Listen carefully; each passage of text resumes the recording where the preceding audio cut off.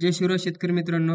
Solar स्प्रेअरसाठी आपण कशाप्रकारे अर्ज करायचा आहे, याच्याविषयी आपण माहिती बघणार आहोत आणि लाईव्ह डेमोमध्ये आपण जो अर्ज आहे सोलार स्प्रेअरचा, तो करणार आहोत.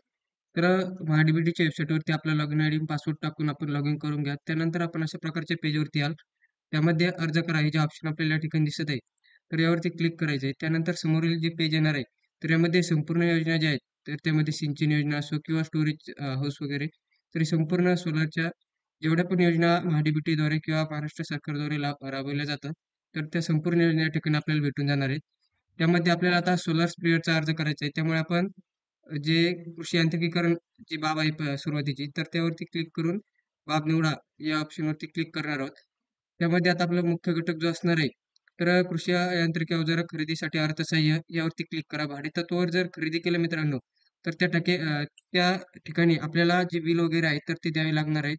आणि या योजनेसाठी आपल्याला अर्थसहाय्य जे ऑप्शन आहे सुरुवातीचं त्यावरतीच क्लिक करायचं आहे. त्यावरती क्लिक केल्याच्या नंतर तपशील जो आहे, तर आपल्याला स्वयंचलित अवजार आहे किंवा मग ट्रॅक्टर असेल यासाठी जे ऑप्शन आलेले आहेत, तर त्यामध्ये आपल्याला स्वयंचलित अवजारे किंवा मनुष्यचलित अवजारे, तर या ठिकाणी आपल्याला मनुष्यचलित अवजारावरती क्लिक करायचं आहे. कारण आपला सोलार जो स्प्रेअर आहे, तर तो मानवाद्वारेच किंवा द्वारेच फवारला जातो. आपल्याला ब्लोअर जो आहे, तर तो घ्यायचा नाही.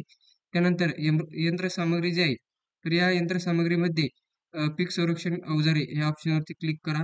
बाकीचे जे ऑप्शन आहे, तर ते ऑटोमॅटिक ब्लँक होत आहेत. त्यामध्ये कुठल्याही प्रकारचे आपल्याला ऑप्शन जे आहे, तर ते सिलेक्ट करायचे नाहीत. त्यामुळे आता तो मशीनचा प्रकार असणार आहे, तर त्यामध्ये आपल्याला सोलार स्प्रेअर आहे, तर त्या सोलार स्प्रेअरमुळे आपल्याला स्वयंचलित नॅपसेक फवारणी पंप या ऑप्शनवरती क्लिक करायचं आहे.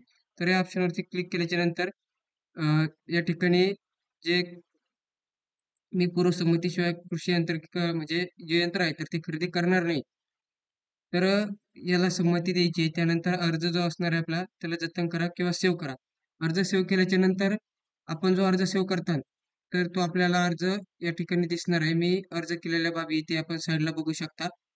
तर यामध्ये दिसल्याच्यानंतर प्रलंबित अर्जाची फी, तर या ठिकाणी आपल्याला तो अर्ज दिसेल.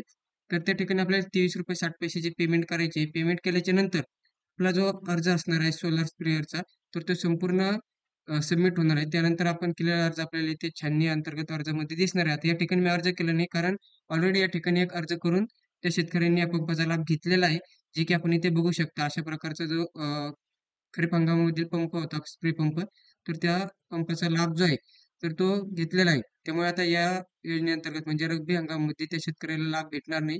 त्यामुळे आता दुसऱ्या योजनेसाठी या शेतकऱ्यांनी जे अर्ज आहे, तर ते केलेले आहेत.